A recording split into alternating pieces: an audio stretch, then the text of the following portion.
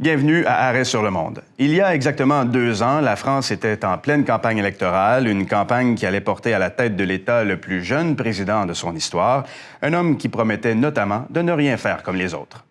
Emmanuel Macron, candidat ni à droite ni à gauche, pour reprendre ses mots, remporte la présidentielle de 2017 dans un contexte inédit à la Ve République, marqué par la fragmentation de l'électorat et des taux d'abstention records. Son parti et mouvement, La République en marche, participe au rejet des formations traditionnelles. Face à lui, le candidat des Républicains, initialement favori, François Fillon, perd le premier tour de scrutin en même temps que s'effondre le vote socialiste. Le second tour se joue alors entre Emmanuel Macron et Marine Le Pen du Front national. Ce parti, eurosceptique, milite pour des réductions migratoires majeures. Emmanuel Macron s'impose après s'être présenté comme un candidat atypique, étranger au système, bien qu'ancien ministre de l'Économie sous le deuxième gouvernement de Manuel Valls. À 39 ans, il devient le plus jeune président de la Ve République. À contexte inédit correspondent d'immenses attentes. Celles des opposants à Marine Le Pen, qui espèrent sa victoire faute de mieux, celles de ses partisans, qui vantent son programme réformateur et sa capacité à remettre la France en marche, et les attentes, enfin, de la presse nationale et internationale, décontenancée par l'élection de Donald Trump et qui voit en Emmanuel Macron un modèle libéral et démocratique, un référent face à un monde en mutation. À l'approche de son mi-mandat, l'heure est au bilan. Emmanuel Macron a-t-il répondu aux attentes qui pesaient sur lui? Notre invité en studio pour en parler, Frédéric Mérand, il est professeur de sciences politiques à l'Université de Montréal et aussi chercheur au Centre d'études et de recherches internationales de l'Université de Montréal, le CERIUM. Bonjour, M. Mérand. Bonjour. D'abord, retournons 2 ans en arrière pour se replonger dans le contexte de l'époque. Les attentes envers Emmanuel Macron après Nicolas Sarkozy et après François Hollande étaient très grandes. Oui, les attentes étaient grandes, mais en même temps, peut-être pas si grandes qu'Emmanuel Macron le croyait. Il y a 2 lectures qui sont souvent un peu erronées au sujet de la victoire d'Emmanuel Macron. La première, c'est de croire que c'était le destin d'Emmanuel Macron de devenir président de la République. Or, évidemment, il a gagné dans un contexte particulier qui était l'effondrement de toutes les candidatures et particulièrement celle de François Fillon, le candidat de la droite qui aurait très bien pu gagner cette élection. Il y a une autre lecture qu'on entend souvent, surtout depuis quelques mois, c'est de dire qu'Emmanuel Macron, en fait, aurait gagné par défaut, parce qu'il faisait face à Marine Le Pen. C'est pas tout à fait vrai non plus, puisqu'il avait obtenu au premier tour le quart des suffrages et qu'il y avait quand même de bonnes raisons pour qu'il remporte cette élection. Donc les attentes étaient élevées, bien sûr, comme elles sont toujours à l'occasion d'une élection présidentielle, mais en même temps, très rapidement, on a vu des signes disons, d'un certain cynisme ou d'une déception prévisible quant à la présidence Macron. Ah, parce que justement, quand les attentes sont si élevées, forcément, le risque de décevoir est assez grand.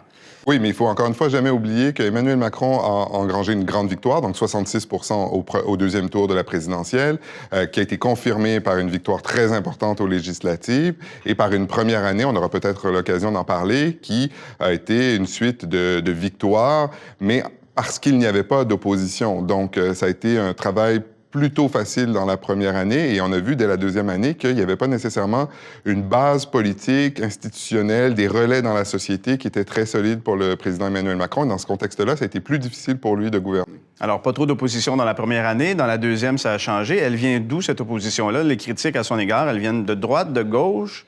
Alors, le premier mandat a été considéré à tort ou à raison comme étant un mandat de droite. La première année, vous voulez dire? La première année, oui. Pardon. Donc, Emmanuel Macron avait été élu, comme vous l'avez mentionné dans le topo, sur la promesse d'être ni de gauche ni de droite. Il a mené un certain nombre de réformes qui ont été considérées comme de droite.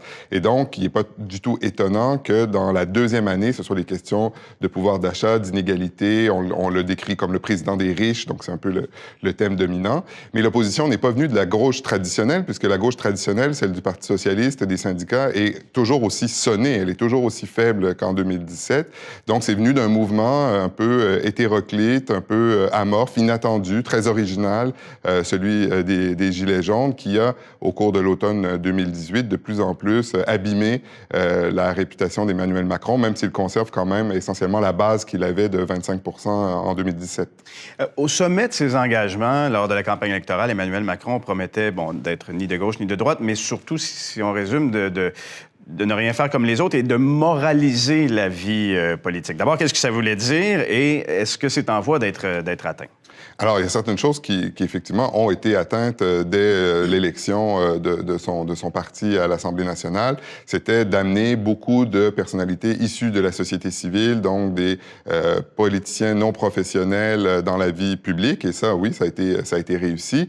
Il y avait un deuxième élément de sa posture qui était de dire « Je ne serai pas comme François Hollande, je ne serai pas un président ordinaire. Les Français ne veulent pas un président ordinaire, ils veulent un président qui assume pleinement la fonction de chef de l'État, un peu dans la François tradition Hollande, gaulienne. près des gens, une personne normale. C'est ça, qui ne faisait pas.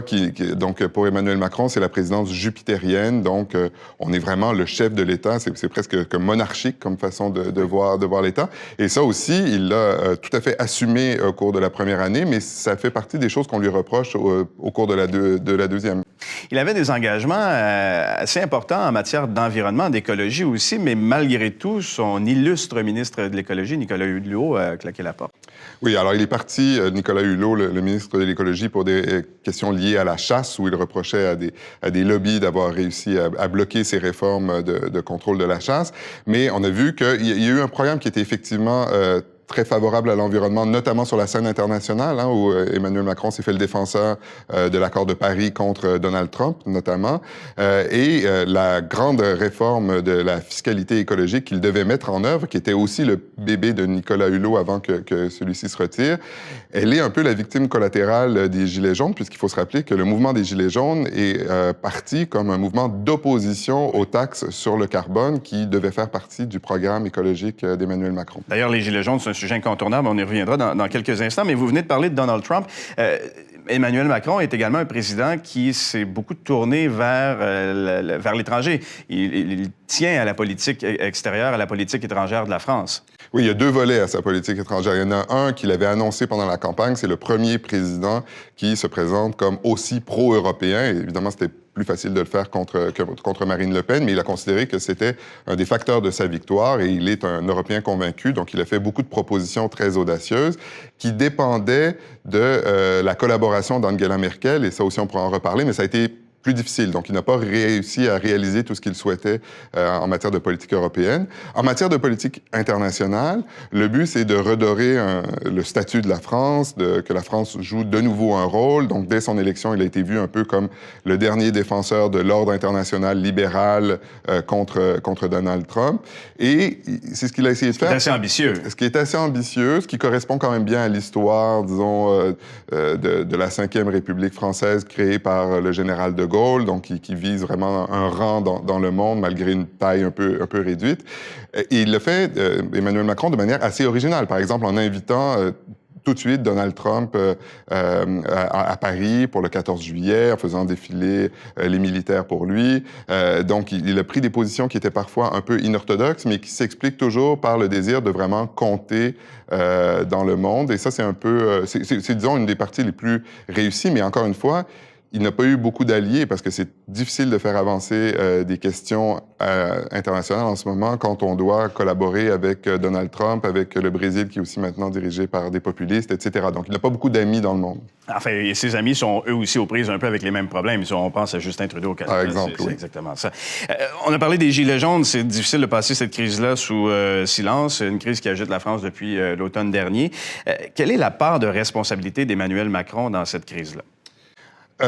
C'est une bonne question. Moi, je dirais que le succès des Gilets jaunes s'explique en grande partie par l'effondrement des partis et des syndicats traditionnels de la gauche. On se serait attendu que dans la première année, face aux réformes libérales d'Emmanuel Macron, il y ait une opposition menée par la gauche, par les syndicats. Ça n'a pas été le cas. Il a réussi à mettre en œuvre presque tout son programme pendant la première année, ce qui est assez rare dans l'histoire politique française. Dans la deuxième année, il y a donc cette opposition très forte qui monte des Gilets jaunes, qui n'est ni de gauche ni de droite, qui est un mélange de différentes revendications, qui est très désorganisée, donc qui n'est pas menée par des dirigeants politiques traditionnels. Est-ce que Emmanuel Macron en est responsable? C'est sûr qu'il y a des reproches qui lui sont faits qui ont un sens. Par exemple, le reproche de cette présidence très verticale, également le fait qu'on lui reproche d'avoir été plus proche des riches que des pauvres. Donc ça fait partie du mouvement des Gilets jaunes, mais ce n'est pas seulement ça. Emmanuel Macron a voulu être le président qui allait finalement détruire le système politique français, le système de partis, le système de représentation. eh bien, il s'est retrouvé face à une opposition qui est elle-même le résultat de cette déstructuration du système politique, puisqu'elle n'est portée par personne. Et donc, c'est difficile de négocier avec un mouvement comme celui des Gilets jaunes qui n'a pas de leader, et ça a été particulièrement difficile pour Emmanuel Macron. Revenons en terminant sur la relation entre la France et l'Allemagne, l'importance de l'Union européenne pour Emmanuel Macron, parce qu'en mai, il y aura les élections européennes. Emmanuel Macron s'investit beaucoup en vue de ces élections-là. Est-ce qu'on peut dire que c'est un test pour lui, les élections européennes? Alors, c'est un test à plusieurs égards, oui. C'est un test dans le champ politique français, puisqu'il doit montrer que son parti peut arriver premier aux élections européennes.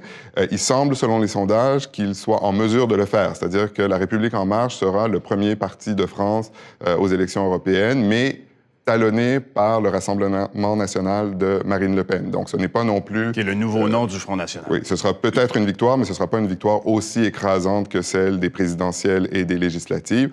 Au niveau européen, il a voulu être le chef de file de ce qu'il appelle les progressistes contre les nationalistes. Il a voulu vraiment cadrer le débat politique européen autour de sa personne et de son camp progressiste.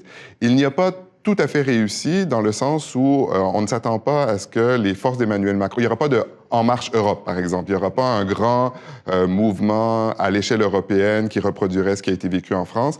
En même temps, il est d'ores et déjà avec des gens comme Matteo Salvini en Italie, ceux dont on parle dans le contexte de l'élection européenne parce qu'ils ont des opinions fortes, ils clivent, ils s'opposent les uns aux autres et donc il va continuer à compter énormément, non seulement à l'échelle française, mais également à l'échelle européenne dans cette élection. Frédéric Mérand, professeur de sciences politiques et chercheur au Cerium à l'Université de Montréal. Merci d'avoir été avec nous. Merci.